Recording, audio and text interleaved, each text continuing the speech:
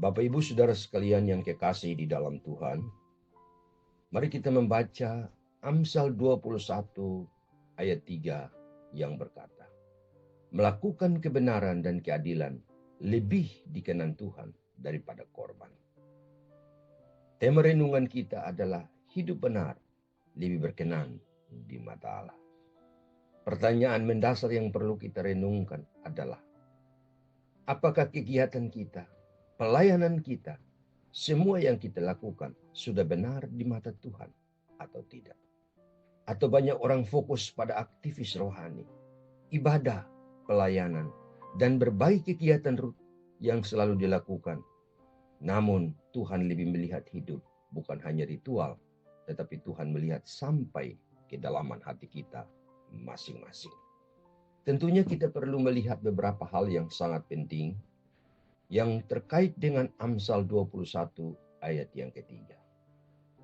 Allah lebih berkenan pada hidup seseorang yang setelah dibenarkan oleh Tuhan untuk datang kepada Dia dalam ibadah yang berkenan di mata Allah. Hal yang pertama yang perlu kita lihat adalah ibadah tanpa hati yang benar ditolak oleh Allah. Ada begitu banyak ayat referensi yang berbicara tentang hal seperti itu. Dalam Yesaya 1 ayat 11 sampai dengan 17, Tuhan muak dengan ibadah tanpa pertobatan. Dalam Matius pasal 15 ayat 8, bibir memuliakan Tuhan, sedangkan hati jauh daripada Allah. Karena itu John Calvin satu ketika ia berkata, ibadah sejati lahir dari hati yang telah diperbaharui oleh Tuhan. Mari kita periksa hati kita. Bukan hanya sekedar aktivis dalam diri kita. Bukan hanya sekedar kehadiran kita untuk dilihat oleh banyak orang. Atau dilihat oleh orang-orang tertentu dalam setiap kali kegiatan. Tetapi kita harus sertai dengan ibadah yang benar. Sehingga apa yang kita lakukan setiap waktu tidak ditolak oleh Allah. Tentunya kebenaran ini berkaitan dengan ibadah. Yang benar itu adalah hidup benar, adalah sebuah iman yang sejati. Ketika seseorang menerima Kristus sebagai Tuhan dan Juru Selamat, Allah menaruh di dalam kehidupannya iman yang sejati. Kebenaran sama dengan hidup sesuai dengan kehendak Allah.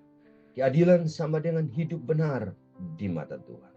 Dalam Mika 6 ayat 8, berbicara tentang bagaimana orang yang hidup benar di mata Tuhan.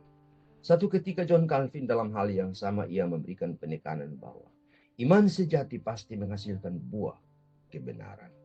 Tentunya apa yang kita lakukan setiap waktu bukan hanya sekedar praktik manusia, bukan hanya sekedar liturgi yang kita lakukan, tapi apa yang kita buat berkenaan dengan iman yang sejati, karena iman Tuhan taruh dalam diri kita untuk menjadi relasi kita membangun hubungan kita dengan Tuhan. Jujur dalam pekerjaan, adil dalam relasi dengan setiap orang, dan tulus dalam melayani akan pekerjaan Tuhan. Karena itu hidup benar di mata Tuhan selalu dikaitkan dengan hidup benar berkenan karena Kristus. Dalam Roma 12 ayat 1 berkata, persembahkanlah hidupmu sebagai korban dan persembahan yang benar di mata Tuhan. Artinya hidup sebagai persembahan yang mengenangkan hati Tuhan, bukan menyenangkan orang lain. Tanpa Kristus perbuatan tidak sempurna. Tanpa Kristus kegiatan kita tidak ada artinya. Tanpa Kristus dan tanpa kita berkenan kepada Tuhan, semua yang kita lakukan itu adalah sia-sia. Suatu ketika salah seorang teolog yang namanya R.C. Sproul, dia salah seorang teolog Injili pernah berkata, kekudusan Allah menuntut hidup kudus, artinya bahwa andalkan Tuhan, andalkan anugerahnya, bukan kekuatan diri kita semata-mata. Hidup sebagai respon terhadap Injil adalah hidup yang berkenan kepada Tuhan, karena Tuhan melihat sejauh mana di dalam kedalaman hati kita, melakukan apa yang benar, seturut dengan apa yang dikatakan dalam Alkitab, bukan seturut dengan apa yang kita mau dan kita responi dalam diri kita masing-masing. Kesimpulan renungan firman Tuhan pada hari ini adalah, hidup benar di mata Allah, atau ibadah yang berkenan di mata Allah adalah Tuhan tidak mencari korban, tetapi kehidupan yang benar.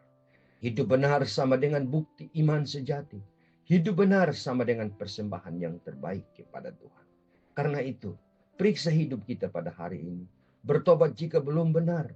hidup dalam kebenaran setiap waktu.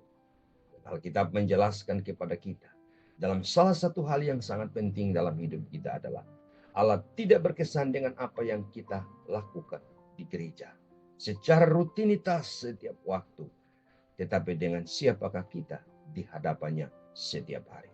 Koreksi diri kita, bangun komitmen kita dengan Tuhan. Berkatalah kepada Tuhan, karena aku melayani Allah yang benar di mata Tuhan. Karena itu sikap hati saya, perbuatan saya, karakter pikiran, dan apa yang aku lakukan lebih dahulu menyenangkan Tuhan. Ketika itu menyenangkan Tuhan, maka Tuhan akan ubah itu menjadi berkat bagi banyak orang. Bapak Ibu Saudara sekalian yang kekasih, kiranya renungan firman Tuhan pada hari ini menguatkan dan menolong kita untuk tetap ada di dalam posisi di mana kita hidup benar di hadapan Tuhan. Hidup benar lebih berkenan di mata Tuhan.